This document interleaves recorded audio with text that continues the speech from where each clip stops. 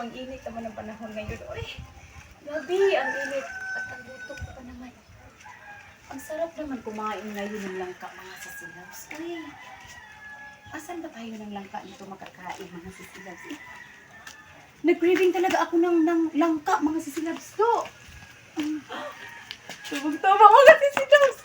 Mayroong langka akong nakita. Mayroong langka. Na ang sakto-sakto. Oh, ang dami nila mga sisilabs. Ang daming langka.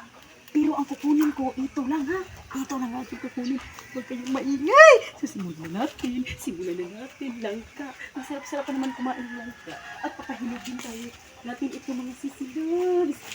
So, ano? Hey, pati natin itong maputos. Okay. Hirap pa naman tupos to. Okay.